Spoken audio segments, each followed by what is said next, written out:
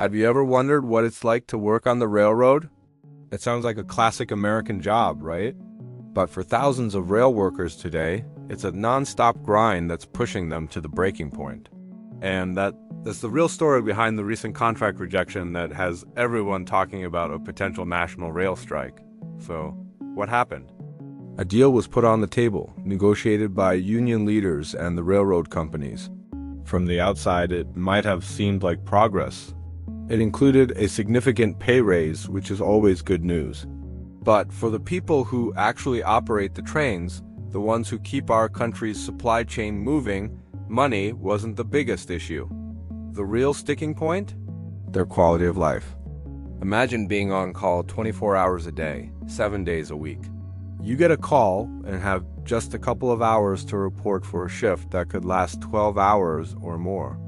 After that grueling shift, you might get a mandatory 10 hours off, but that's not really rest time. That includes your travel time home, eating, showering, and maybe, just maybe, a few hours of sleep before you're back on call again.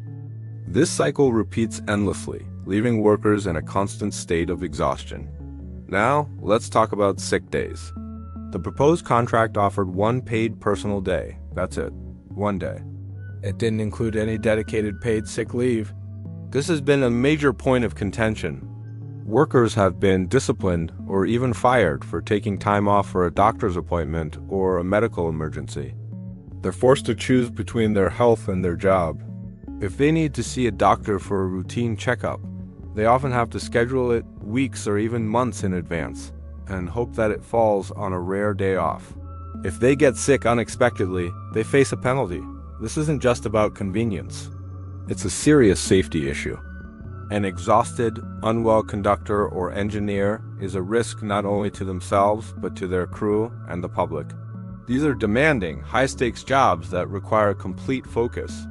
Running a multi-ton freight train while you're sleep-deprived or feeling ill is a recipe for disaster. The workers know this better than anyone. They're not just fighting for themselves. They're fighting for a safer railroad system for everyone. The rejection of this contract was a powerful message sent by the rank-and-file members. It wasn't about being greedy. It was a desperate plea for dignity and respect. It was about being treated like a human being, not just a cog in a machine. They want the ability to go to a parent-teacher conference, to be there for a family emergency, or simply to rest when they are sick without fear of losing their job. They're asking for a predictable schedule that allows for a semblance of a normal life. For many, the current system feels like a trap. The attendance policies are so strict that workers accumulate negative points for any time off, even for legitimate medical reasons. Once they hit a certain threshold of points, they can be fired. This creates a culture of fear, where people are afraid to call in sick, pushing their bodies and minds to the limit. It's a system that prioritizes profits and on-time performance over the well-being of its workforce. So, as we watch this situation unfold, it's important to look past the headlines about paychecks and strikes. This is a fundamental fight for basic human rights in the workplace. It tests about whether a person should be able to take a day off to recover from the flu or see a doctor without punishment. The rail workers who voted no believe the answer is clear and simple. Yes, they are hoping that by taking this stand, they can force a new agreement that truly addresses their quality of life and makes the railroad a better, safer place to work for generations to come. What happens next could change the landscape of American labor. Thanks for watching.